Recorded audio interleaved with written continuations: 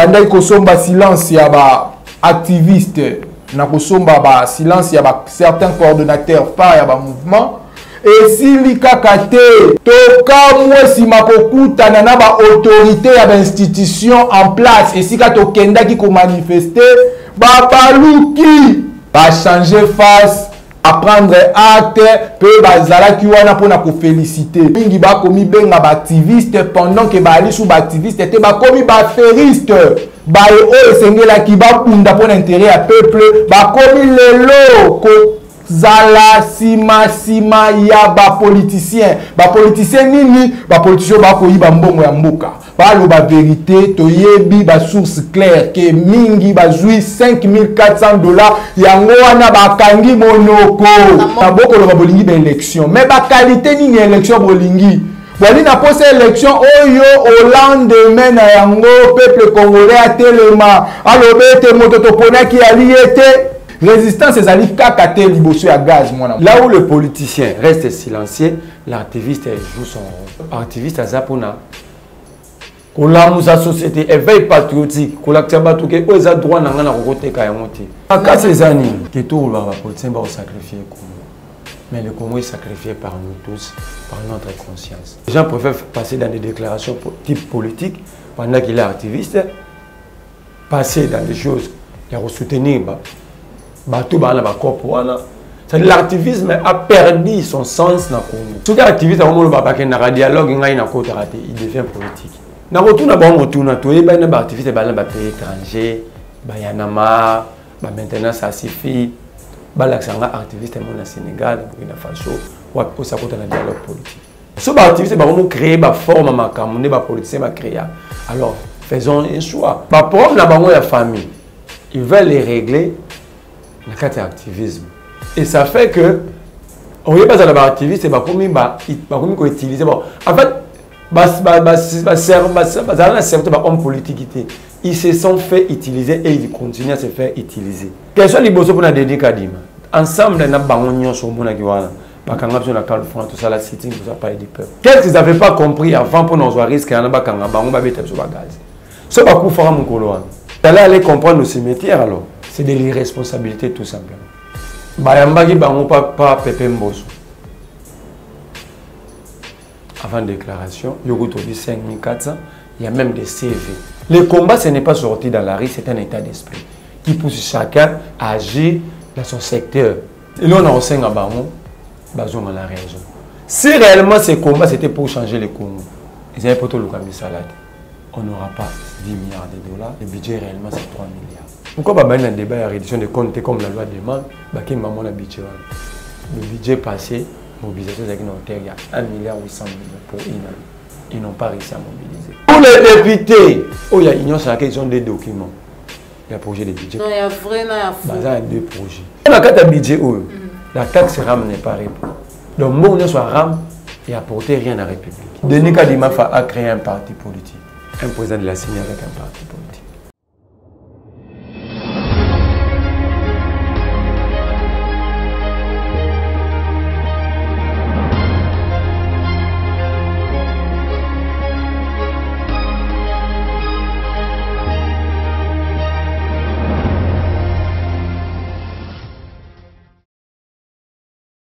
Bote na bino bakolo Congo, ba patriote, ba résistant, ba ebolingaka mboka na biso République démocratique du Congo, bozwi libabu ya kolanga maman Joël Kombe mukolo mwalelo na numéro ya sika ya émission Vérité de tous côtés. On azali na esengo ya koyamba pona bino, ba imboka bazali ko bunda ko militer côté melao nyoso sali bongo anti-valeur, côté mela inversion de valeur, côté mela maizali dictature na kati ya mboka na biso, bazali bongo ba activiste. Émission na biso mukolo mwalelo e kozala des partis ya liboso na zali na esengo ya koyamba pona bino mwana mboka Providence Kouli wazali bongo initiateur principal ya synergie citoyenne na kombo ya artisan du changement to bengi archa yende vraiment mukolo mwalelo rosolo la to ba évolution lelo ya activisme pour tozali suko comprendre te ba activiste ba koma ba politique ba activiste ba komi ko viser pe ba intérêt politique bango pe ba se retrouver tango ba politique bazali kolia to rosolo la yango mukolo mwalelo ba combat activisme to pe lutte ezali na niveau nini lelo par rapport na ndenge bandaka tokosolango na kati émission na biso mokolo mwa lelo, mais aussi actualité politique oyo nga maman Joël Kombe na lobaka ete ezali ko faire couler beaucoup d'encre et salive. Tokolobela maimatali prévision budgétaire, tokolobela maimatali projet ya construction ya village moderne na kati ya République démocratique du Congo par Paul Kagame, azali bongo président ya Rwanda. Et bongo sokoyoka estimation misolo esengeli ebima po ete batonga village moderne na kati ya mboka na biso ezali bongo na estimé na 30 millions de dollars, mais kasi bato bakotonga yango ezali bongo ba génie militaire ya Rwanda. Tokolobela ngo na kati émission na biso mokolo mwa lelo, mais aussi mo masolo misusu ezali ebele beto yoki ete kanyaka ezali kotambola na se sans plus tarder na kopusa na pembeni ya invité na nga bote na pesa yo mbote mais ya mbona pusana na pesi matundu mingi na Joël Gonabo chasseur d'image ozwa misima caméra. Merci na Cordon puis Mafriko, merci na Popola Yombe Jacques Makabou puis na ba congolais nyonso ba vous allez soutenir maman Joël Kombe de près ou de loin. Vous allez bongo na Beni na Butembo na Kasai na Bandundu na Katanga na Kinshasa bobenga kabiso chaque jour, surtout pour encourager biso na mosala. Vous allez kosala matondo na bino nde déjà na kopusa na pembeni ya mwana mboka Providence Lukuli, mais le lenge na musko ebisa bino ete na zali nesengo vraiment des activistes ya liboso ezali bongo ndeko Providence ya mibale ezali bongo merwan vous mwana mayele bobenga kaye tokosolola na ye ba même question ke ndeko Providence Lukulu. Tout pour ça na pembeni Joël Gona gauche chasseur d'image sur go fungola déjà caméra bande ko ba mona mbote mwana mboka Providence. Mbote mwana mboka Joël Kombe. Bonne santé. Santé ali malamu, mais seulement to ali na ba inquiétude pour mboka ekokende lolenge elongo banité. Ya pasi pe mawali komona ba milliers de Congolais ba kokufa malgré ba biso auto kobenga état de siège éternel. To komona lelo ba frontière na biso komi de plus en plus passoire. Ya pasi pe mawa comme si ekokakite toyoki lisusu bae oyo bazali moko ya bae oyo ba bomi bande kona biso na este ba ko se permettre mwana mboka Joël Kolobete batongela biso cité moderne ya libongo une insulte de trop oyo tokoki lisusu ko accepter te na yango pona ko banda na lobi inquiétude ya li makasi po ete mboka ekokende mabe tomoni ete ba o ba ko kamba bazali vraiment na leadership moko ezali très défaillant yango wana esengeli na biso tozala toujours mobiliser tozala na vigilance citoyenne pour ete 2023 banguna ya Congo balongate. Matondo mingi mwana mboka Providence pour répondre à l'invitation na biso ndenge nini lito ndenge nini activisme ekokoba malamu. Activisme na mboka na biso lelo ekokende lolenge okokende mwana mboka ekosala pasi pe mawa toyebi ete bayi politique bamesanaka ko débaucher bayi oyo bazali kaka ya politique. Mwana mboka régime oyo uti koleka ya mwana mboka sénateur à vie Joseph Kabila epotanaki pona kosomba ba activiste mais eloko esimbaki te. Mais ya pasi pe mawalelo ya linini mwana mboka tikanga na plateau na ona bimisa lelo vérité. Vérité ali ete régime oyo toyebi nulle part au monde tomona majorité parlementaire échangée pendant que mandat ezali en cours. Ya pasi pe mawali toyebi ete basomba ki majorité parlementaire kosomba.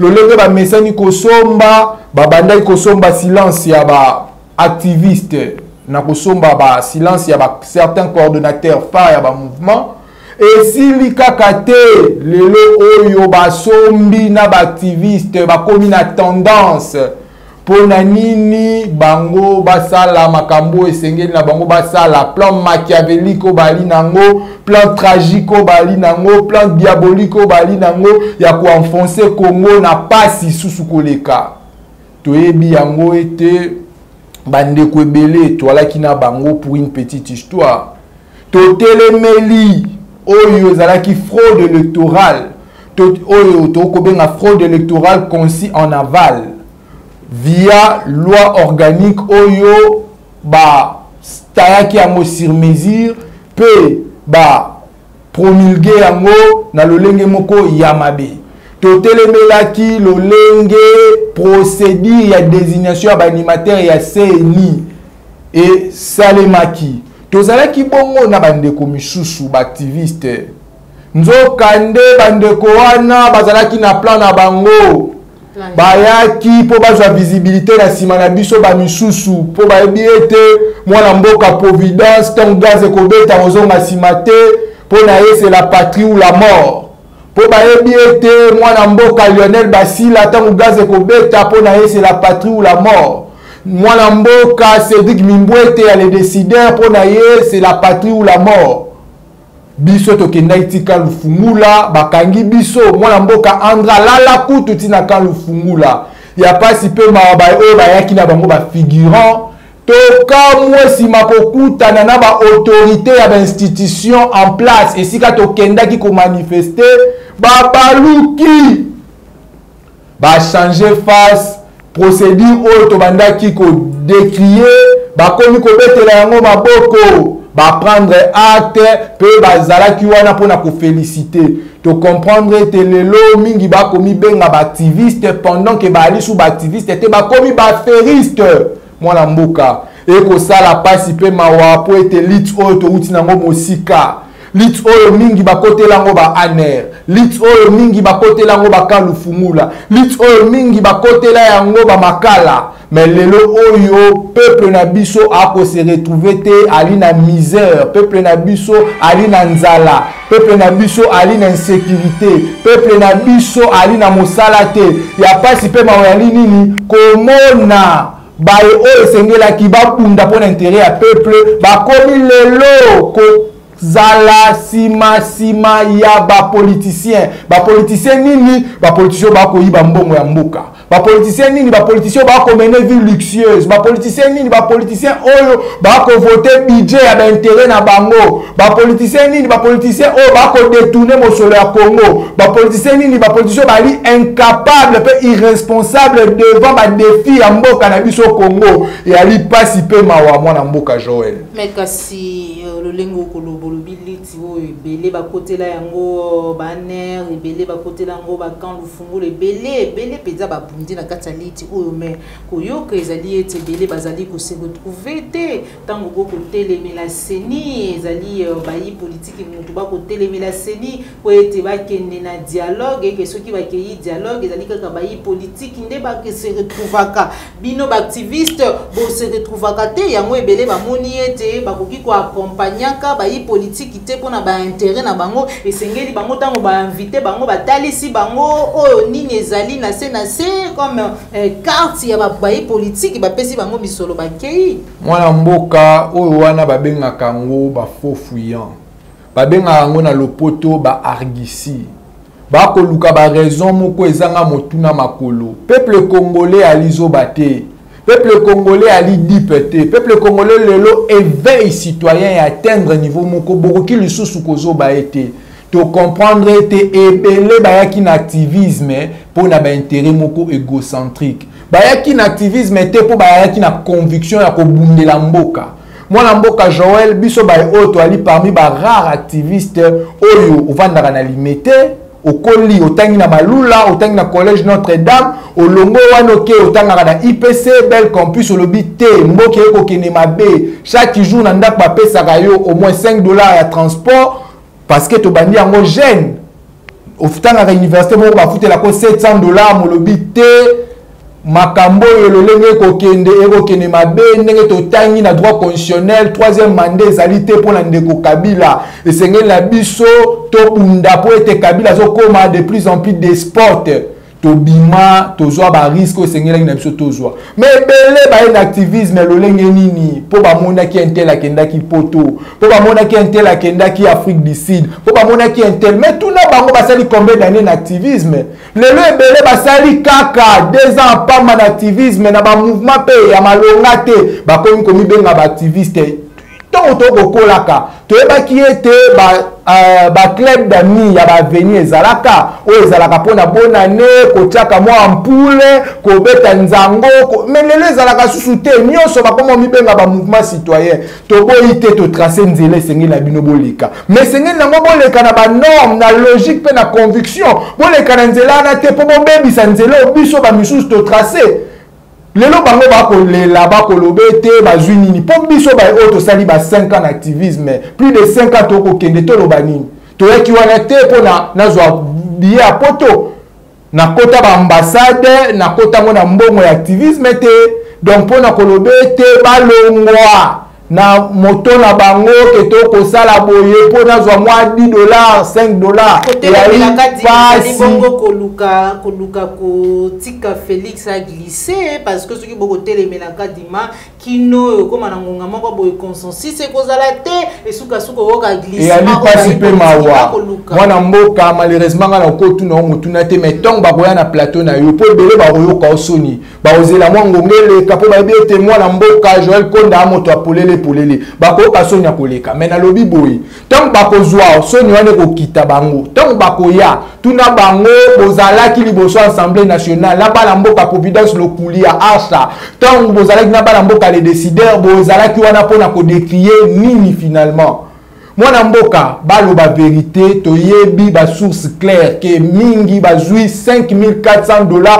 yango wana bakangi monoko bazwi $5,400 et ali pasi tokomona ete bayo bakokamba biso bakoyeba te nini bakosala mbongo ya l'État pendant que na est insécurité ali pendant que batongi ba école était pendant que mai toali na sérieux problème et accès à eau potable toali na sérieux problème à électricité pendant que ba enseignant ba kozanga ba ko réclamer lelo yo tomoni allait ni fiasco ya gratuité d'enseignement pona nini boko bimisa bambongo moko ezali non budgétisé pour des fins égocentriques to comprendre te ezali mauvaise volonté ebele lolenge balobaka baya wenge bafana bakoma ba musicien ebele bayaka activisme mwana mboka profit nalanda mwana mboka profit nalanda mwana mboka carbone nalanda mwana mboka gloria senga faut toloba vérité bayaka na conviction te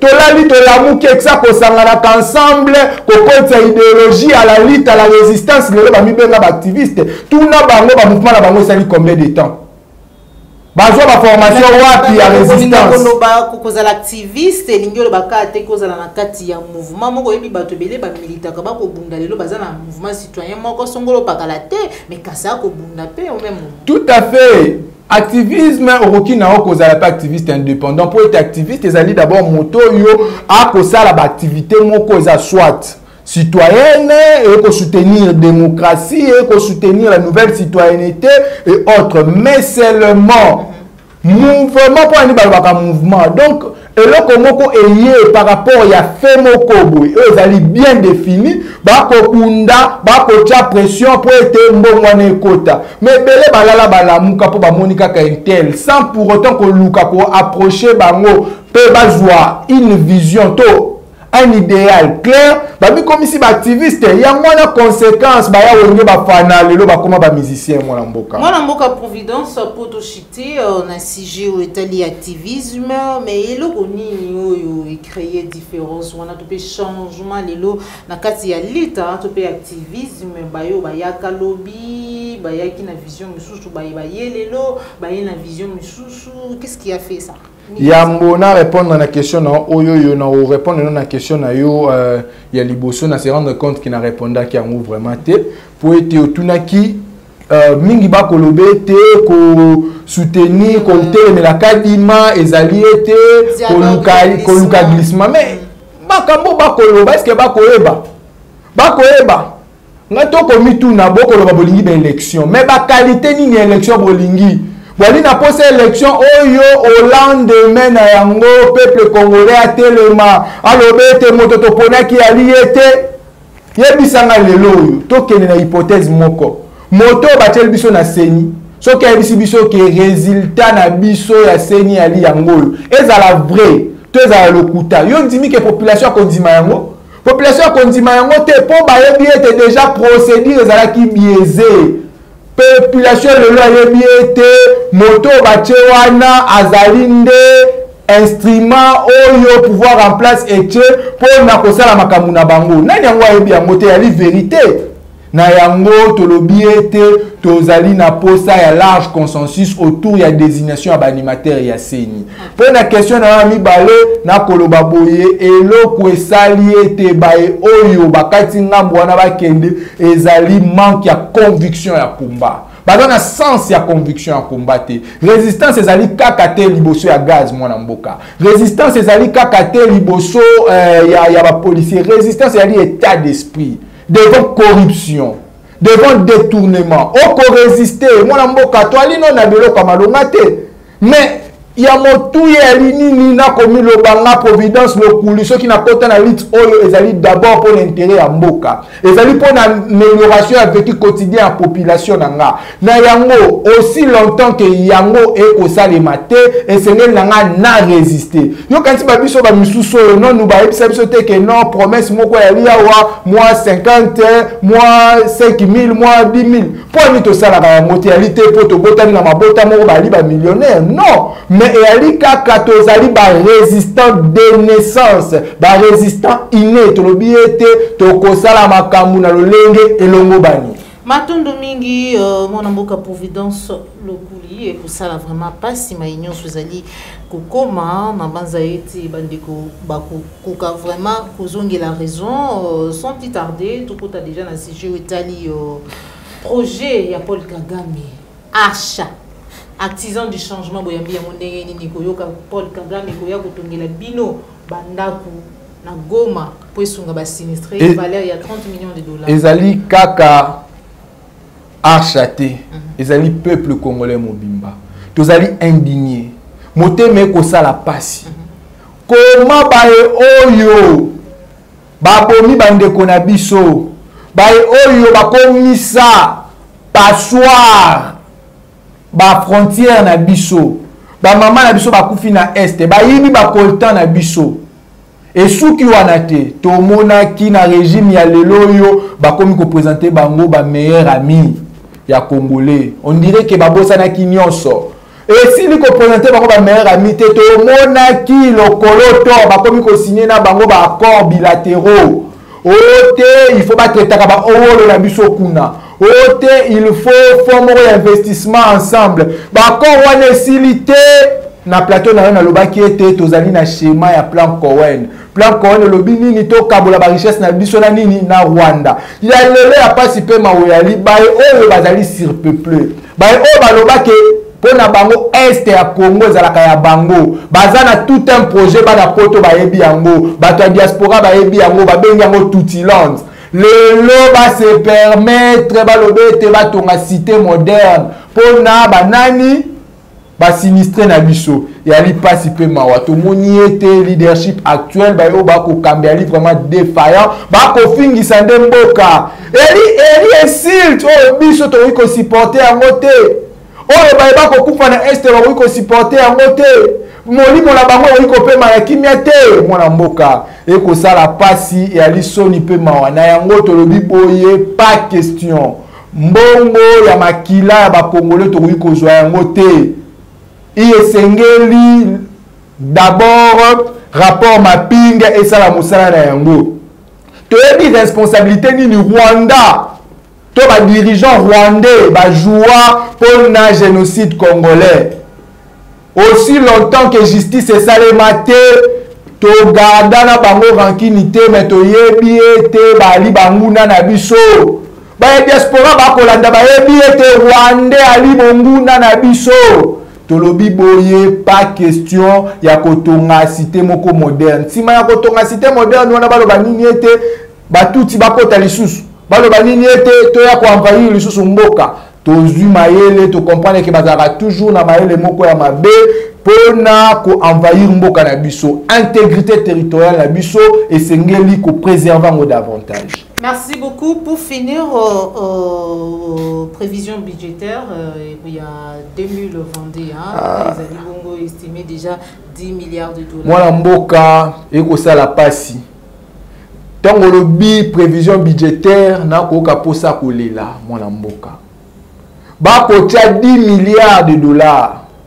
Mais Matika cité yoka et la première fois te ba 10 milliards au posani que mon amboka o ali a premier ministre il a biso kutu 12 milliards alors bien était na boya na 12 milliards après si mamikola koti o ba ka requête rectificative au non vie venir à Covid troisième vague na bokasu ko mobiliser te to kitsango na 7 milliards mais 7 milliards point 1 yango etikala pe ko za na mobiliser te.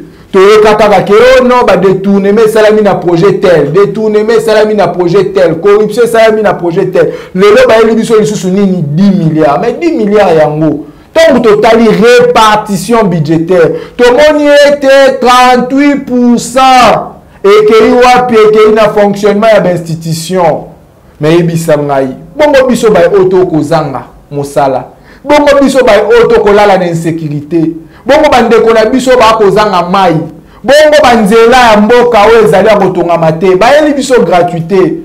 Ba tie combien na répartition budgétaire pour na kotonga ba école? Ba tie combien pour na kotonga ba hôpitaux? Ba tie combien pour na ko améliorer vécu quotidien ya fonctionnaire congolais? Ba tie combien pour na ko améliorer vécu quotidien ba soldats congolais? Ba tie combien na répartition budgétaire wana pour na ko améliorer vécu quotidien ba enseignant? To comprendre te ba o ba ko kamba ba ko sa télé plus na ba intérêt égocentrique na bango ba ko améliorer kaka vécu quotidien na bango peuple congolais a lizo baté. Peuple congolais a komona yango wana to ali mobiliser extrêmement pour te bien passe na biso bango nde ba ko participer na yango bango nde ba ko tindika biso na passe yango to ali déterminer que 2023 et c'est na biso to zwa mapona mimoko ya kitoko et c'est na biso to élire véritablement ba o ba ko kamba biso po baza la lobby redevable liboso na biso population pour to moni été bay oyo bako kamba lelo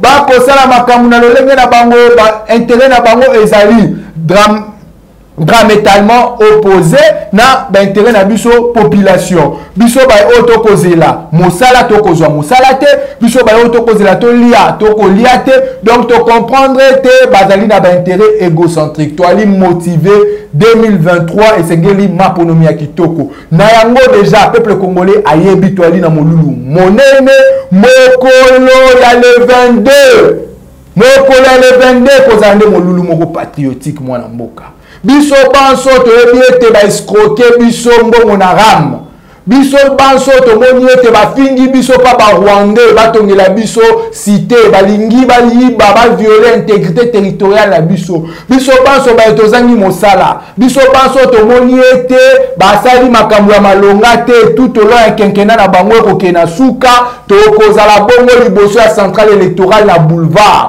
pona kolobete trop c'est trop to boy fraude to boy kadima na seni kadima to boy na seni po azali incarnation ya auto kobenga fraude électorale en aval.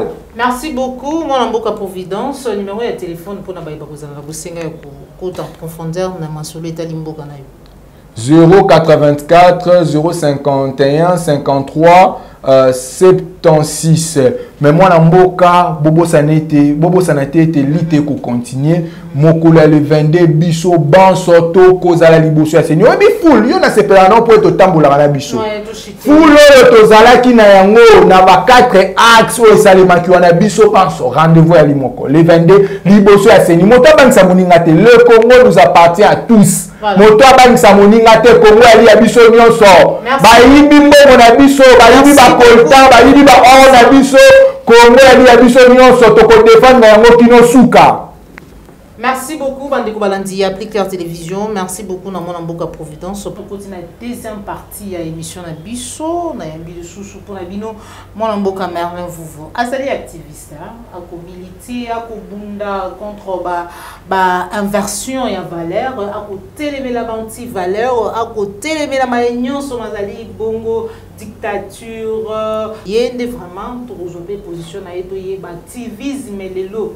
Et quand on a tout le monde chaque moment où ils allaient dans situation où ils allaient inquiéter baimboka to pe vie ya ba congolais bazalaka wana batambolaka batombolaka mingongo pona kotelemela nyonso na kozi koloba ah mais boni komba yango to pe leti yango e comme on dirait ya chauve-souris lelo ozali awa lobi bokomi boye nzala kaka piaka kaka to pe zali loko nini mwana mboka Merlin Vuvu bonjour. Bonjour Maman Joël Kombe, bonjour na Bakongo Mani, bonjour na bandeko nyonso joueur la Nabiso, Jacques Makabu Mbote, Jean Bembe Wester, Christian Bopate na Bakongo Mani nyonso, Papa Alphonse Sala, Bobo Kongo, Odombo, Kulutu Bokechu, Mbote Eska Bozali. Mais tika na lobelo mo ina yebse héritier watana belo moko. Asali suli no bandika na héritier watana bekabo e ba moko. Yokiye ayano liba na MP alobi mobali alobaka te nini to salite. Ouais. Na yebisa eboye eloko to babo sene ko tela nzembo wana ni to salite za ko yebisa héritier ko tambusa bolumbu na ona te na ba réseaux sociaux te. D'accord. Merci. Tezana yebisa epo Noé mwana na ye azwaka libabe po amonaka bolumbu ya tata na ye. Mais tata na yazaki na kwiti. Parce que yo tambusa bolumbu na sans kwiti. Cela veut dire le Congo est sous la malédiction. Ba malédiction ça dit quoi Congo yo pour participer au monde na remodir mboko. Au monde lo fa nef héritier ni to salité. Ni to salité ko tambusa sous mutakala na yote.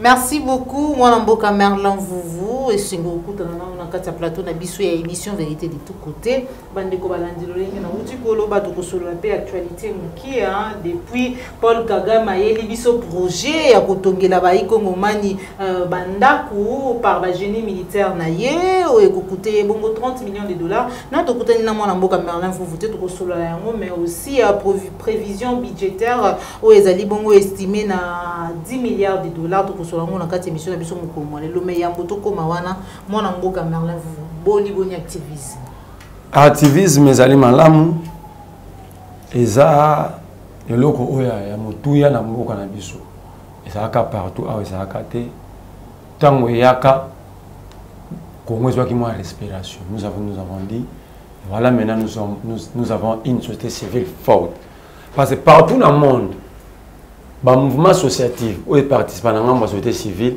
ils ont quoi ba sentinelle il y a la république parce que entre les politiciens il y a que les intérêts ba politiciens ba ça la rama intérêt na bango na ko par exemple moko na ko senga na batu ya Martin Fayulu ya Muzitu ba nani ba teninga rigueur te c'est exemple to ko pesa la pesa exemple à Ram on ka ta Fayulu ça déclaration te déclaration officielle contre Ram ça Oka Muzitu a salate. Elle a la bateau ba commis le en opposition. Il y a FCC wana ba sa déclaration. Mais biso ba activiste est obima 2 fois to kangama yo couvre événement pour na koloba non aram. C'est ça le rôle activisme. Là où le politicien reste silencieux, l'activiste joue son rôle.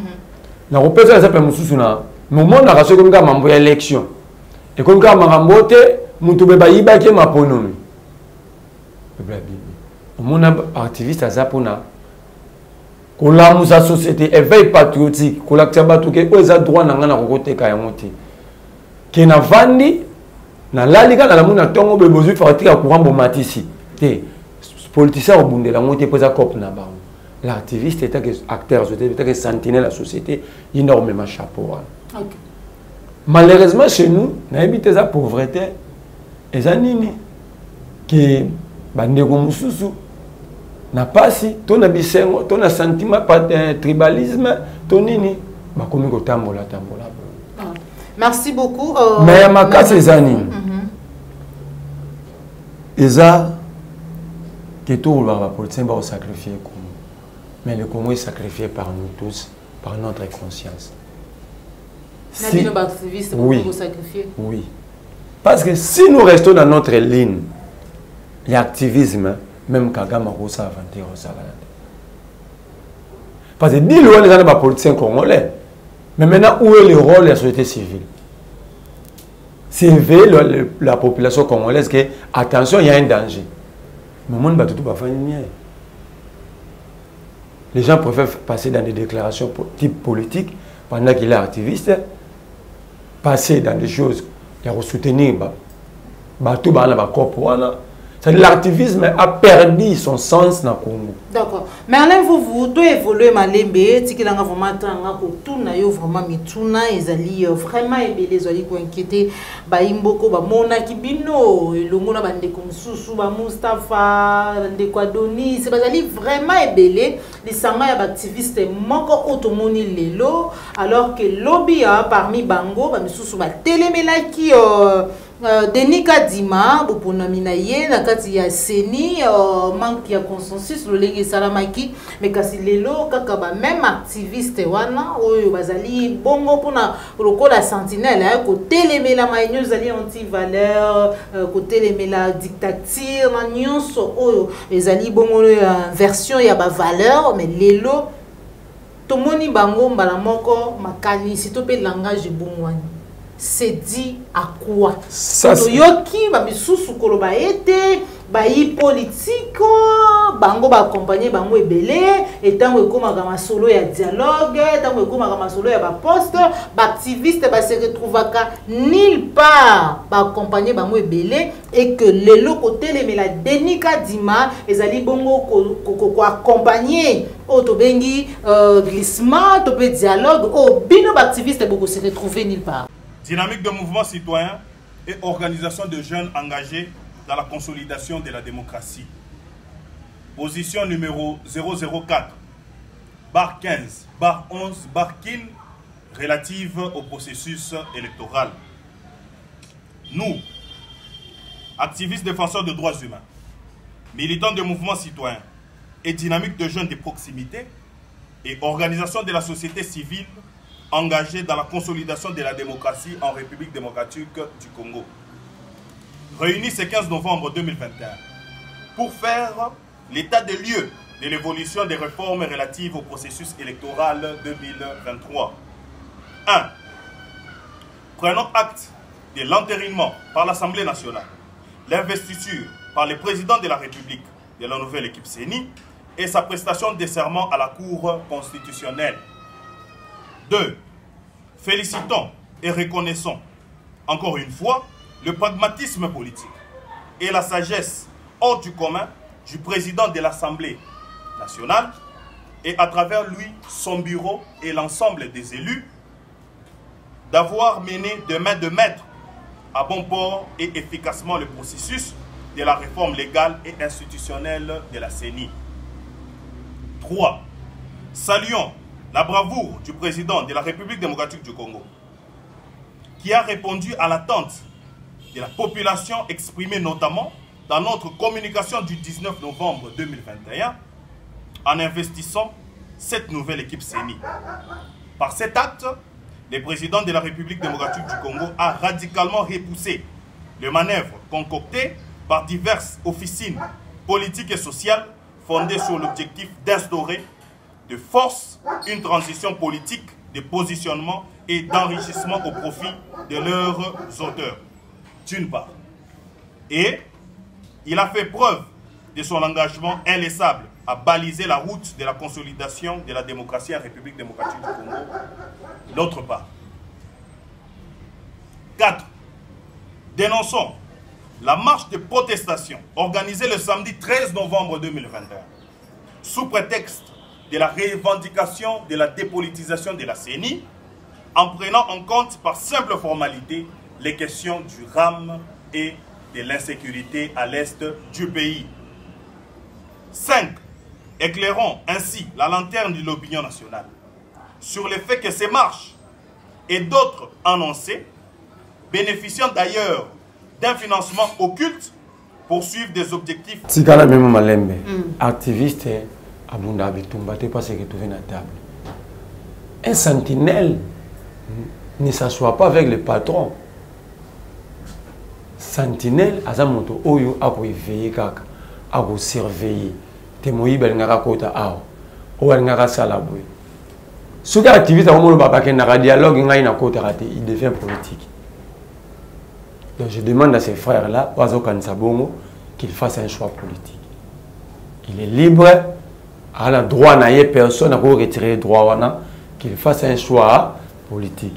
Parce qu'il n'y a aucun jamais n'a aucun dialogue. Zenga, naza sentinelle de la société. Naza acteur politique. On a un dialogue, on a un dialogue. Bisous de Boutosaki Bakanda. Vous avez Bakanda, vous avez un pronomi. Il y a un autre tout le photo qui est debout.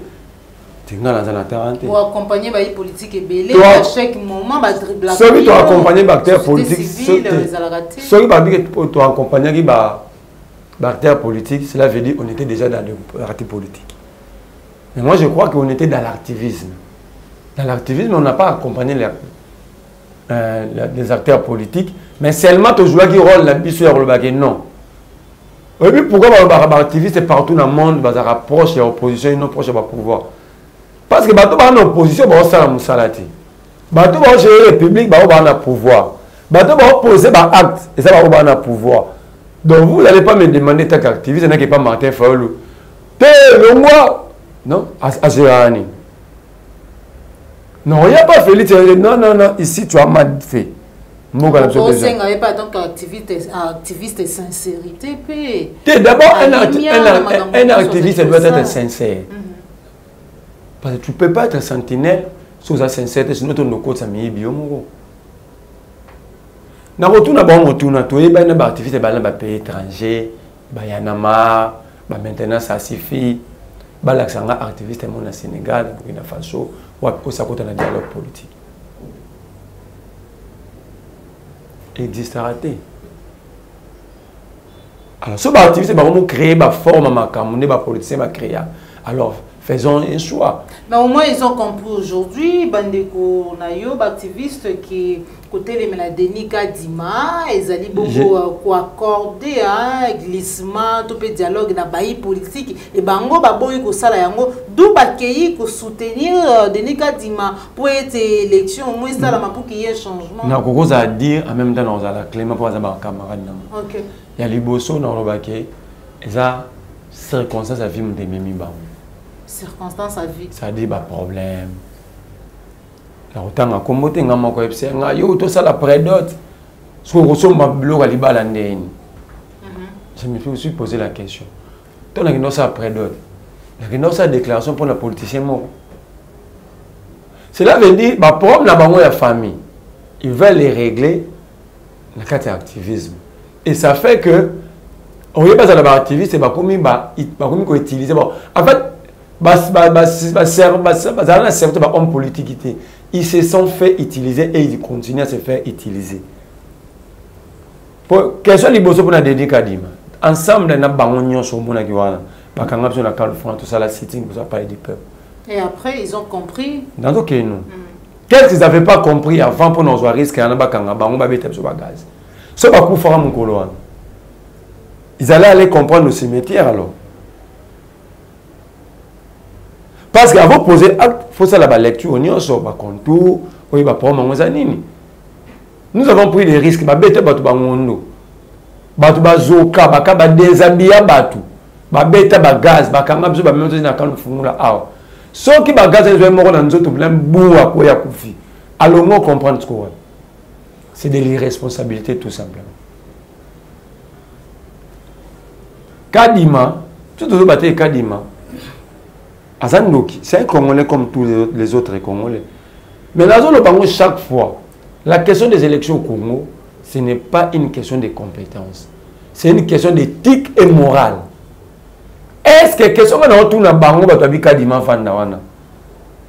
moi d'ailleurs, je cherche un parmi eux, tout va en face du bâton à plateau, nous tout ça à débat.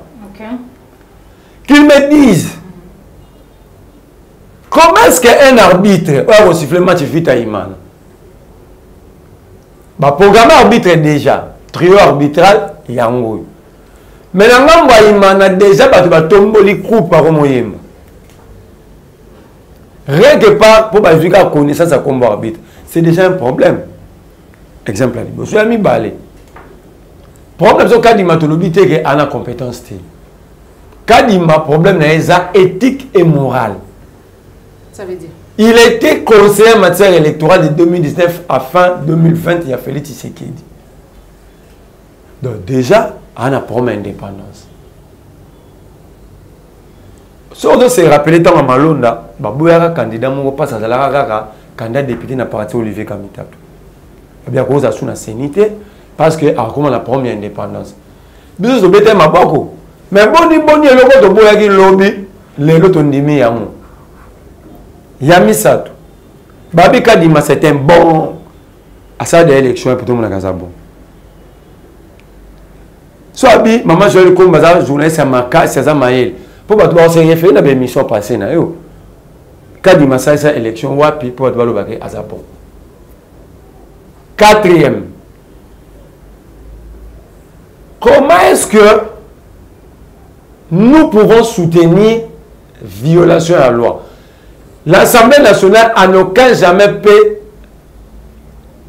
nous donner ou choisir les dirigeants ou le membre de la CENI. L'Assemblée nationale peut jouer le rôle de l'arbitrage pour asseoir ou mettre fin aux différends entre la société civile pour membre. Pour faire avancer les choses. Mais tant qu'on dit que Mbata Koti, commission paritaire est Babité Kadima, sans consulter le rôle à mon avis que au robot à moi et moi si, na zemi maman Joël Lozanamo, mais l'échographie pas jamais. Jamais au côté de l'échographie. Jamais au côté de médecin, on a maman lui robot à moi si. Cela veut dire il y a un problème. Mais pour ma cas, nous avons connu 3 élections ici dans ce pays. À chaque élection, il y a eu des morts. Bateau beaucoup de façon de Congolais comme nous. Est-ce que nous prenons plaisir à voir nos frères mourir? C'est un plaisir d'avoir des boétés de comment Zarakuna, Babouman qui passe et réclamer les élections. Nous avons dit, voilà, nous avons l'un des nôtres. Un parti que nous avons eu à militer ensemble pour nous loger à la propre, c'est une occasion pour mettre fin à cette histoire de crise de légitimité pour Moka et avancer. Mais tout le monde dit que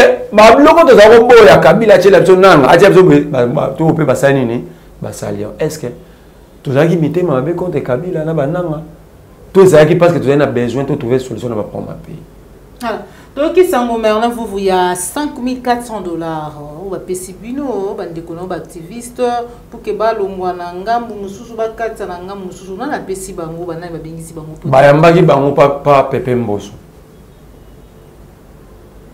avant déclaration yoko tobi 5,400 il y a même des CV bakotsa ba CV CV bacha bango bakotsa bango na CNT na biwa Mboso. OK. De base misala quand même. Base misala. Bah on méritait quand même, ils ont beaucoup milité, bah estimé Ngongao et Koki. Il y a personne qui a la thermomètre. Oya oye bakina na milité, milité. Oye biki monto abimé na baba la té. Mais on a pensé qu'il bino pour organiser marché, il a milité.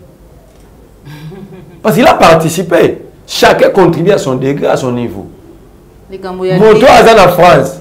A tenu le $50 pour renforcer après son moyen au salaire combat. Il a milité. Dans le niveau de la conception, il a milité parce qu'il a contribué. Personne ne peut se bomber la torque sans le à salaire combat. Combat, ils ont participé de loin ou de près à contribuer à Makanisi, à Mbongo, à Maï. Tout ça, ils ont combat. Tous ces combats. En fait, il est dans le combat. Il est dans le combat. Ça veut dire voilà un bon exemple. Nakata plus clair TV. Mais pour que maman. Non, là, on a terrain. Mais c'est un travail d'une équipe. Il y a Grace Tumba, il y a Popol, il y a Cordopi, il y a Jacques Macabou. Tous ces gens-là concourent à ce que nous sommes là, Ezala, dans le terreau Ezaleli. Dans tout travail, il y a toujours des héros dans l'ombre. Est-ce que tout le monde a été créé pour sortir dans la rue? Nous avons même dans la même famille, dans un état émotif, dans la même conception maramouté. Et le but est que les motos sont bimatés, nous avons besoin que le Congo change. Alors, quand on parle du combat, on parle de quel combat? On parle de quel combat? Non, mais les risques, c'est la prison pour pourquoi? Pas même $400,000 pour tout ça, la marche à janvier 2015. Pour tout simplement les marambongo kaka. Babia Kabila a échec. Tout faire Rekila Kabila 2015 dans janvier. Et puis que marche à l'Enguessa le 12. Dynamique de l'opposition réunie. Tout le monde mobilisé. Ah, marche à le 12 tout bien tout tellement de besoin partir au Lengankou. Congolais moi répondre parce que là ils arrêtent. Katumbi gouverneur, il y a PPD dans Katanga, il envoie 400 000 chez Mouyam. Mouyam voyait dans l'avion. Quand Kabila a compris que Cheko a joué mon transitaire, Mouyam va quand Mouyam va tirer la pause. Au bas de Mouyam, ça lui combattre. Le risque qu'il a joué, il y a même un mot Mouyam. Pour que Kabila recule. Pour que Kabila recule. Quand Kabila a joué, il risque pour te mettre à terre. On pouvait aussi les tuer. Simplement pas même Marimbo. Ça dit, les gens ont une mauvaise conception du combat. Ils pensent qu'ils sont abîmés par un là, ça le combat. Même Moutouava Nanda Kouné, à Benguabi, ah la monnaie de l'activité, moi je n'ai pas ce courage, mais je peux vous aider pour que vous ayez moyen de continuer. Il n'a pas participé. Alors, mais non pas de quel combat. Alors, toi, tu vas dans le pays, et renforcer, parce que j'ai besoin de soutien, j'ai besoin de pour moi, mais sacrifier, il contribue. N'est-ce pas qu'il est dans le combat? Le combat, ce n'est pas sorti dans la rue, c'est un état d'esprit qui pousse chacun à agir dans son secteur. Gêner, vous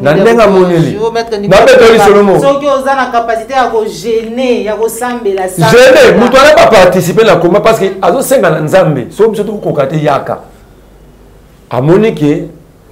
dans la Bible, quand l'Israël combattait, il y a des célèbres qui ont affronté, ils ont prié pour que Nzambe après ça m'a ça va gagner. C'est ça la logique en combat. Il y a celle-là. Il y a celle-là. Non, il y a celle-là où avant de concevoir un plan de combat. Mais ça être dans le terrain. Vous allez dire qu'il n'est pas dans le combat. Comment il a conçu ses plans? Donc en fait, nous avons une conception de combat. Mais moi, je ne les condamne pas. Les gens qui ont appelé un CV, une définition de combat. Moi je crois que et là on a aussi un ballon, Bazoum a la raison. Si réellement ces combats c'était pour changer les Congo, ils avaient pas tout le cas Misala. Parce que Misala, au cours de ta boutique, il y a des pestes, les lots, prétendre qu'on a changement. Bino bozalité ba o susu baza mikolo tango bakozwa su changement non bango bazali ko bunda communauté bokozala peka ba tout mutu na mutu akokende tango koki abenda oui quand même Michou bomba mon produit même si Martin Fayulu devient président si il s'avère incapable de changer les pourquoi au lieu de me mêler combat pour le changement et quand on peut changement là té oyambanga a so nzamba obate la biso na mona ki na hôtel na Martin. Moi, le problème, ce n'est pas Martin, ce n'est pas Félix. C'est la cause, l'objectif, il y a combat automatiquement. D'abord, c'est un problème aussi des objectifs. Et bien là, il y a un combat où il y a éviter pourquoi il y a. Il y a des aigris. Il y a ceux-là qui pensent que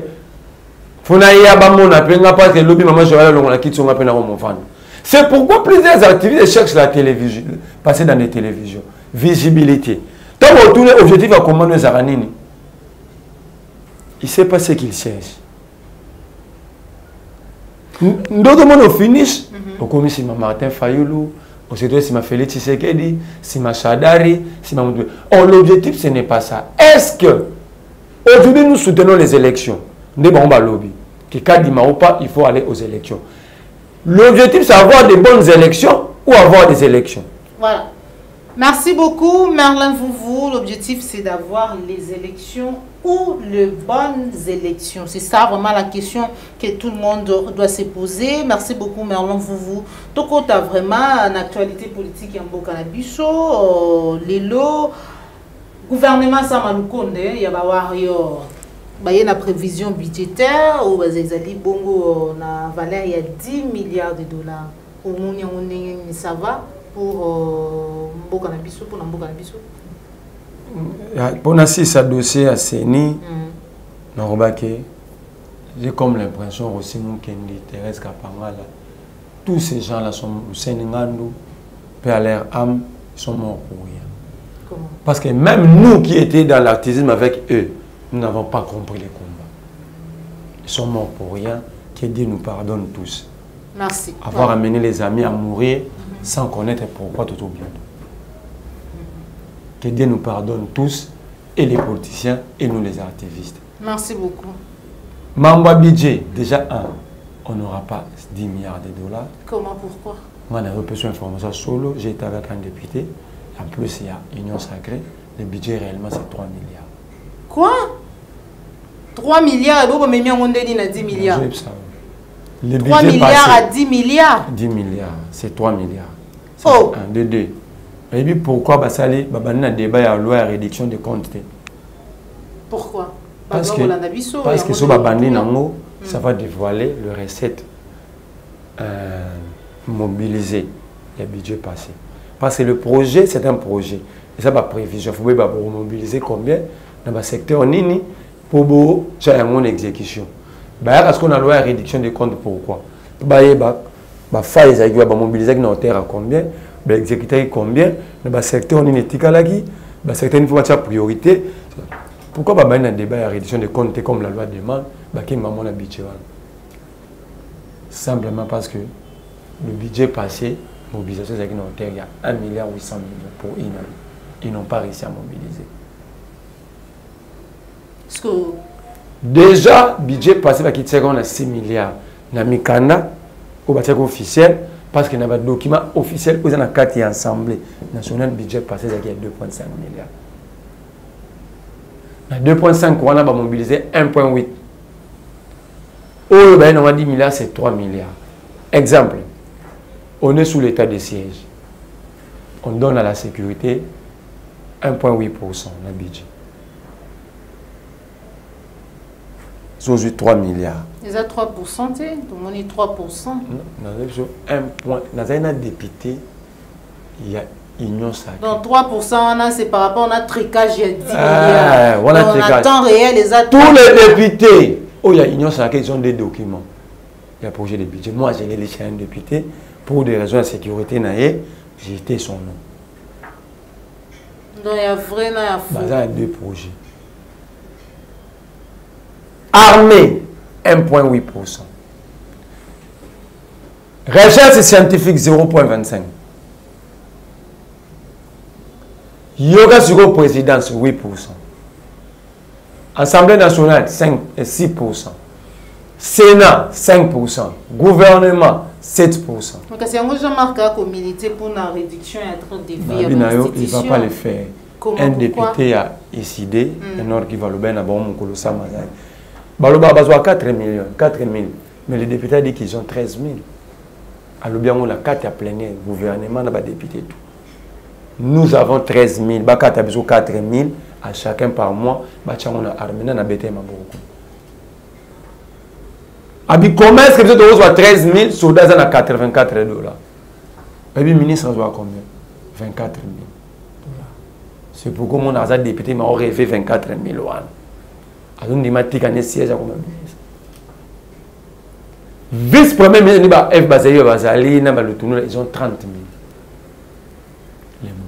Dans un pays où l'enseignant a moins de 150 $, un militaire à 84 $. 84 $, vous aurez un salaire officiel et général. Donc, ceux qui tiennent à 16 à 50 $. Mais un député, à la palissade, à 15 000 pour ça il a encore 13 000 et il a promis que dans le bas, on a une mission qui est député, va recommander 17 000 $. Donc, c'est un budget institutionnel. Et non un budget pour le public, il y a peuple. C'est un budget pour eux-mêmes. Quand la recherche scientifique à 0,25, quand est-ce que vous allez fabriquer même oui, tombe.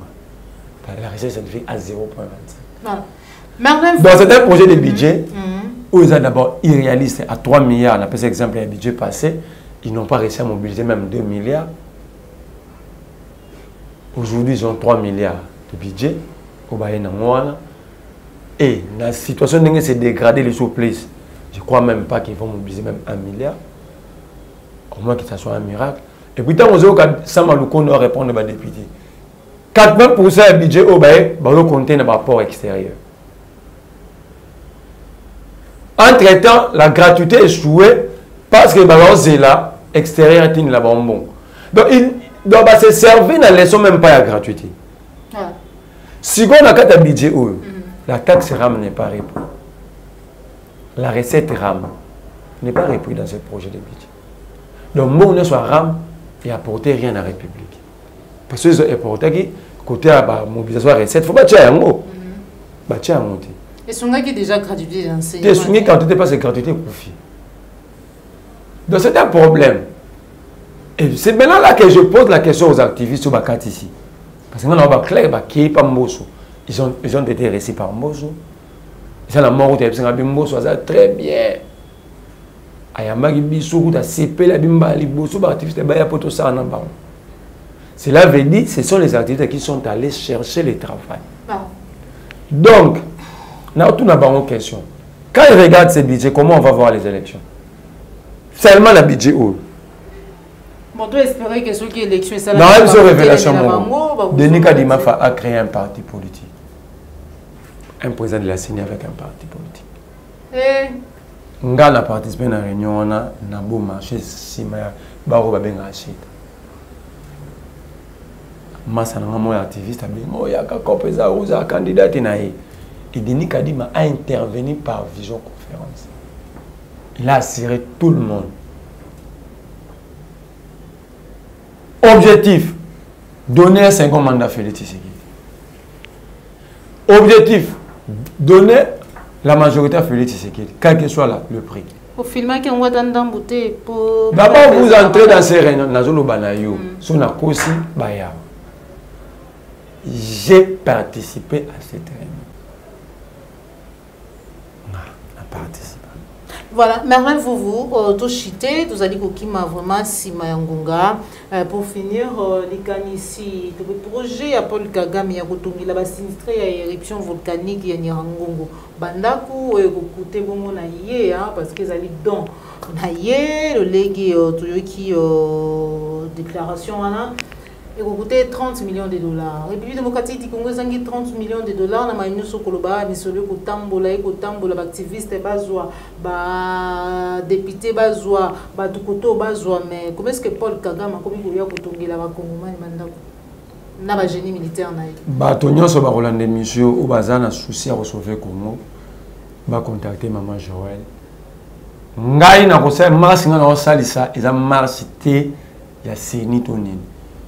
Nous allons marcher jusqu'à la présence de la République, dire à Félix Tshisekedi, ce projet jamais. Et nous avons besoin de soutien. Mais pour plus de prudence, on va passer par la rédaction et à plus clair. Cette semaine qui commence, nous allons faire appel aux Congolais de tous bords qui pensent que le Congo est en train de partir, il faut sauver. Il faut d'abord sauver la maison. Après, nous allons reprendre nos débats ici à l'interne. D'accord. Simplement, ce n'est ni un projet, ce n'est ni un don, c'est simplement l'exécution de la balkanisation. Comment? Derrière ces projets, il y a des obata manassi. Habiter ça à cher parce que sinistré à Niragongo, bazar en Rwanda comme réfugié. Mais la charte, il y a assez clair. La charte ne traite pas avec les individus, il traite avec l'État. Et à traiter l'État, place soit reposer acte. L'acte sera posé où? N'est-ce pas au Congo chez nous? Pourquoi l'acte sera posé chez nous, mais la CR passe par le Rwanda? C'est une question que les autorités doivent répondre. Comment est-ce que la charte est claire? Ceux qui n'ont posé acte, étant que ACR, non, vous êtes comme maman Joël, je dois passer par maman Joël. Donc, il n'y a pas Gonati. Mais comment on a posé acte par la lobby, mais il n'y a pas Gona. Peut-être par manque de serré, il y a cela a une réponse claire, simple. C'est quoi la réponse? Félix Tshisekedi est sous tutelle de Kagame. Papa. Félix Aza sous-traité par Kagame. Ndomoni, ba sommet Samuel Bela amine na kendarate. Kagame romo memae. Yo ko pas d'assurance Félix a Keina Kagame voyage mona na niveau international. Soit Zongi fa poser actement l'avantage à Kagame. Bagenda France na Kagame, ba mi bango pa Macron tanga Zongi awa apesi bango raffinage ya ba minerai na biso. Bakenda Kagame soma G20 Kagame sali ki Félix akanga photo na Joe Biden tanga Zongi aptindi bango tonga bandon. Ça c'est la balkanisation. Est-ce que nous avons armé dans le département génie militaire? Pire, c'est le génie militaire rwandais qui vont construire. Nous sommes sûrs que les militaires rwandais, ce ne sont pas les gens de renseignement. Entre-temps, et ça c'est crème que le Rwanda travaille sous tutelle de la communauté internationale. Tous ces guerres aux hommes, c'est pour pousser la population locale. Bakima et Bazwa Partiouan. Maintenant, vous laissez à ces gens-là construire chez nous. Et puis, Félix, ça c'est une deuxième bêtise. Félix, permettez-moi de faire une bêtise. Bêtise à Liboso à faire circuler un avion angolais, piloté par l'armée angolaise, Nicolas Congo. Or, dans chaque pays du monde, nous, on a les colois, nous, monde. Nous, on a une carte administrative, option sur une institut géographique, mais la carte, on a une carte de sécurité et de défense. Même dans les colos, on a une zone de défense où avion et les caca, Kotaka. Vous comprenez? Mais Félix a donné notre carte de défense aérienne. Angola pour Angola, avion. Nous avons battu. Aujourd'hui, il permet aux militaires rwandais de venir construire. C'est-à-dire, on reçoit plein mobile Nord Kivu pour faire le choix à site. Ils vont faire l'étude de la faisabilité à sol. C'est rwandais. Donc, ce qui est dans les paramètres, c'est simplement la vente de la République. D'accord. Merci beaucoup, Alors, moi, je demande à tous les Congolais, à tous citoyens congolais qui pensent que notre génération peut sauver ce pays, de répondre massivement à cet appel. D'accord. Dès demain, je vais commencer la consultation populaire. Tout le monde en combat. Pour comprendre que le pays est en danger. Ensemble, nous allons mobiliser pour le courrier, pour le cas de ce qui tirer bisou, cette fois-ci, va tirer. Il s'agit de la dignité et de la souveraineté de la République. D'accord. Moi, je ne peux pas comprendre que maman Joël, à ton âge, comme esclave, et puis à plein 21e siècle. D'accord. Merci beaucoup Marlon Foufou. Donc comme une émission à Bissau, bandeko balandi à Peter Télévision, les alaki bongo émission vérité de tous côtés. Autres alaki nesengo ya kuyamba des activistes à tour des rôles. Autres solaki na bango combat, to pelit na bango les ezali ko évoluer ndenge nini. Boyo kibiyano na bango, to sololi pe actualité politique ya mboka na Bissau. Projet à construction et à village moderne na kati ya mabele ya Congo, précisément na Goma na côté ya Nihangongo et côté na Paul Kagame 30 millions de dollars to lobeli yango, mais aussi prévision budgétaire ezali bongo estimé na 10 milliards de dollars. Est-ce que ezali ya solo tu ezali kaka ndenge to yoki Merlin vous va lobby to kutani bongo malasi mama tono na bino vous allez que belé ba beaucoup de biso na mandako na bino. Merci na Popo la Yombe. Merci à Joël Gonako, chasseur d'images. Aujourd'hui, qui est ma caméra, cordeau pour ma frico, poto kabonana, mon amboka, Merlin Vouvou, numéro de téléphone, n'a pas union, so, bah vous savez là vous contacter. Pour Nassi Sanaroba, Félix Tshisekedi pendant ces temps, qui pouvait penser que les fils du Sphinx, les Tchènes Tshisekedi pouvaient faire ce qu'il fait au Congo? Félix Tshisekedi est en train de vendre la République sous nos yeux. Il est en train de nous distraire dans le combat à Séni. Entre-temps, il est en train d'exécuter le plan de la balkanisation. J'appelle le peuple au soulèvement. D'accord. Yami Balé, pendant ce temps, il y a ce voyage. Il a retiré la monnaie, il a retiré la souka, à Israël, à Kende, place Goliath, à David Babundaki. azwa photo akangana libango David Abomele Goliath pour la solution.